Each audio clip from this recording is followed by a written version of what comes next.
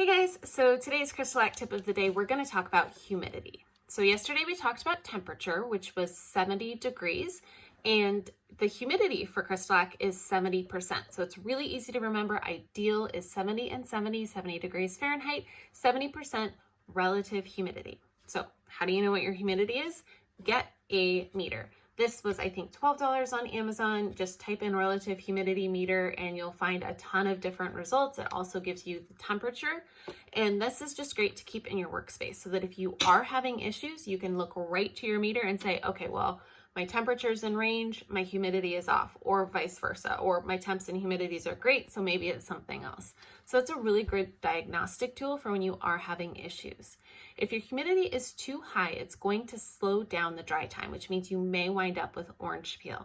So if you are having orange peel, check your humidity. If it's high, then you can either get a dehumidifier for your space, turn up your air conditioning a little bit because that will remove the humidity out of the air as long as you're still able to maintain that 70-degree temperature with your air conditioning on. Or you can just switch to a 5-hour dry time. So make sure you're always keeping your layers thin, which will give it that extra ability to dry out, and then just go to 5 hours while your humidity is very high.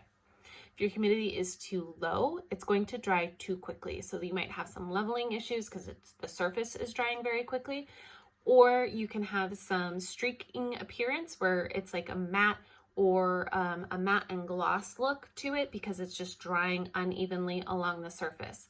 One thing you can do if you're having leveling issues is you can add the reducer into the bright tone. That will slow down the drying just a little bit, and that might be all that you need.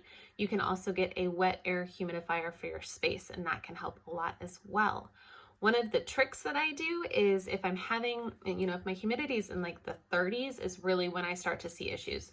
Anything like 40 to 70, I don't notice any issues with my bright tone with my humidity. But once it drops down below like 35 especially, I'm going to have issues. And it's just a sheen difference. I don't notice it with causing any leveling issues. But what I do is just for like the last 2 layers of my product, I'm going to stick my turner in the bathroom, close the door, turn the shower up as high as it can go for like 5 to 10 minutes and get that steam really going, which really brings up the humidity. And then I'm going to apply my bright tone to my cup. I'm going to let it spin for about an hour and then I'm going to take it out of the room because too much humidity will slow down that drying process. But that really helps to keep the temperature and the humidity right where the bright tone likes it, and I get a nice smooth finish for those last couple of coats. So that's just a little trick if you need it. I hope that helps. Let me know if you guys have any questions.